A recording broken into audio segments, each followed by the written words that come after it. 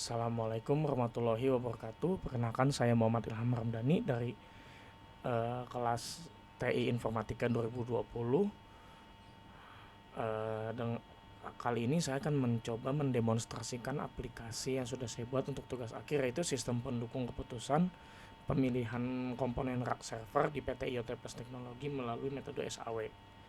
Oke, ini adalah tampilan halaman login dari aplikasi yang sudah saya buat. Mari kita login. Nah, ini adalah landing page dari aplikasi yang sudah saya buat. Di kiri atas kita ada menu. Di sini menu-menu yang sudah sudah disiapkan. Itu ada master pengguna, master kriteria, yaitu ada sub menunya, tambah kriteria, daftar kriteria, ada master alternatif, terus ada menu SAW, SPK-nya, lalu ada menu laporan juga.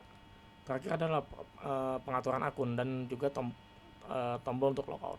Kita mulai dari atas, yaitu master pengguna, di mana halaman ini, menu ini berisi tentang list dari pengguna yang sudah terdaftar di aplikasi ini.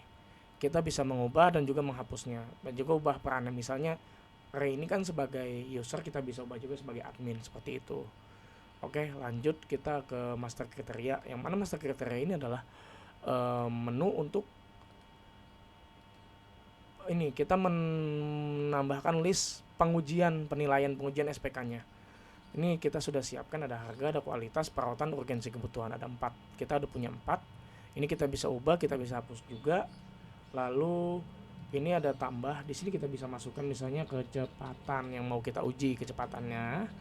Lalu ini kita mau perlakukan sebagai apa, benefit atau cost, lalu bobot kriterianya berapa, lalu kita simpan, nanti masuk ke daftar kriteria ini. Seperti itu. Selanjutnya ada master alternatif. Master alternatif ini adalah objek yang akan kita uji SPK-nya.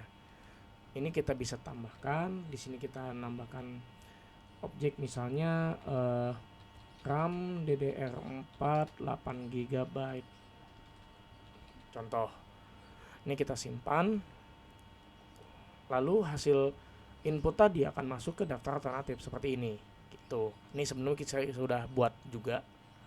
Lalu selanjutnya kita lanjut ke menu SPK SAW-nya. Ini kita bisa menguji 4 item ini, 4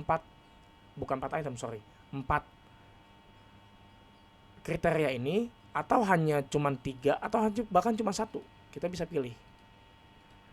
Sebagai contoh kita coba 1 aja, harga. Lalu ini objeknya adalah CPU.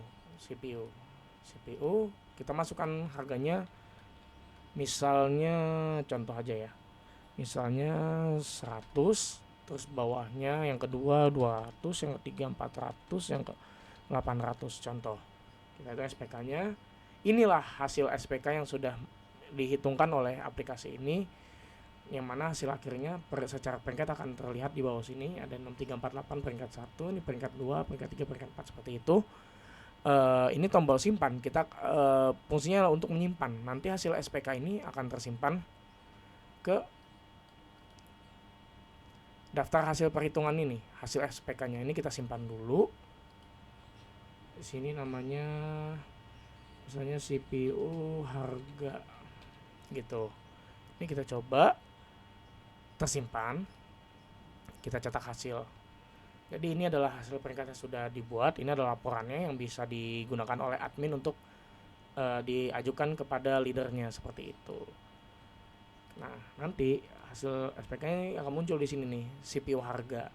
Ini ada perhitungan sebelum juga yang sudah pernah saya ujikan untuk mengetes aplikasi ini.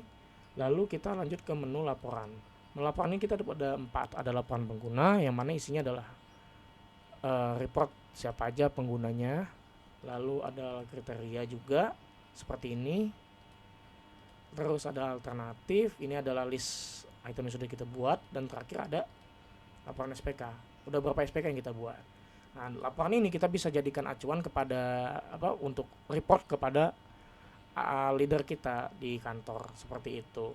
Lalu terakhir ada pengaturan akun, di mana di sini untuk mengganti nama dan jenis kelamin. Lalu disimpan. Terakhir tombol logout. Tombol logout ini adalah terakhir, itu kita selesai menggunakan aplikasi ini, seperti itu. Jadi Seperti itu aplikasi yang sudah saya buat, kurang lebihnya mohon maaf. Wassalamualaikum warahmatullahi wabarakatuh.